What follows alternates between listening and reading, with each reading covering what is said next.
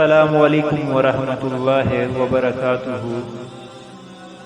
آج کل اکثر لوگ یہی سمجھتے ہیں کہ جادو کا توڑ جادوگر ہی کر سکتا ہے یا جادو سے ہی ہو سکتا ہے، مگر ایسا بالکل نہیں۔ جادو کا توڑ جادو سے نہیں بلکہ نورانی اعمال سے ہی ممکن ہے۔ غلاظت کو کبھی غلاظت سے صاف نہیں کیا جاتا۔ جادو کے خاتمہ کے لیے اللہ کی طرف رجوع کیا جائے، اللہ تعالیٰ سے مدد مانگی جائے، جیسا کہ صلح حدیبیہ کے بعد جب نبی کریم صلی اللہ علیہ وآلہ وسلم مدینہ واپس تشریف لائے تو محرم 7 ہجری میں خیبر سے یہودیوں کا ایک وفد مدینہ آیا اور ایک مشہور جادوگر ربید بن عاصم سے ملا جو انصار کے قبیلہ بنی زریق سے تعلق رکھتا تھا۔ ان لوگوں نے اس سے کہا کہ محمد صلی اللہ علیہ وآلہ وسلم نے ہمارے ساتھ جو کچھ کیا ہے وہ تمہیں معلوم ہے۔ ہم نے ان پر بہت جادو کرنے کی کوشش کی مگر کوئی کامیابی نہیں۔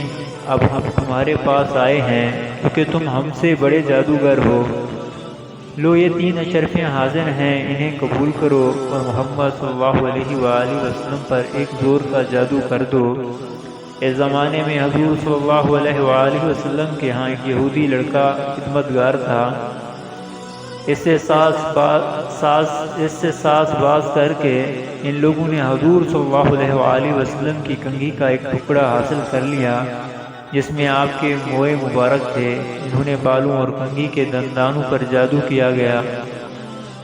بعض روایات میں یہ کہ لبید بن عاصم نے خود جادو کیا تھا اور بعض میں یہ ہے کہ اس کی بہنیں اس سے زیادہ جادوگرنیاں تھیں، ان سے اس نے جادو کروایا تھا۔ بہرحال ان دونوں صورتوں میں جو صورت بھی ہو، اس جادو کو ایک نر کھجور کے خوشے کے غلاف میں رکھ کر لبید بن عاصم نے بنی زریق کے کنویں زروان یا ذی اروان نامی کے تہہ میں ایک پتھر کے نیچے دبا دیا۔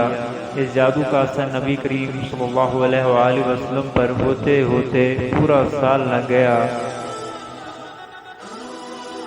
بہرحال نبی کریم صلی اللہ علیہ وآلہ وسلم پر جو جادو کیا گیا اس سے آپ بیمار بھی ہوئے، جس کے اثر سے آپ کی طبیعت میں فرق ہوا۔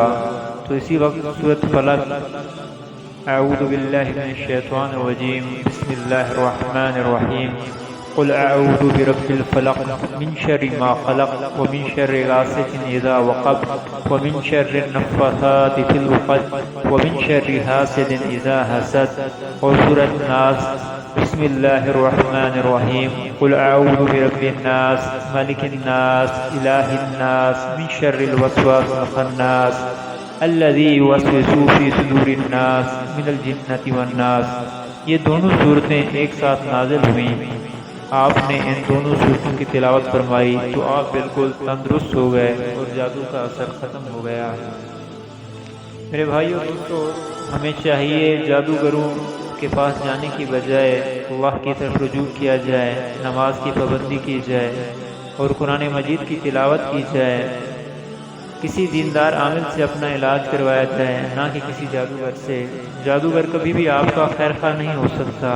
جادوگر تو یہی چاہتا ہے کہ لوگ ہم سے رابطہ کریں، کیونکہ جادوگر ایمان سے خالی ہوتے ہیں اور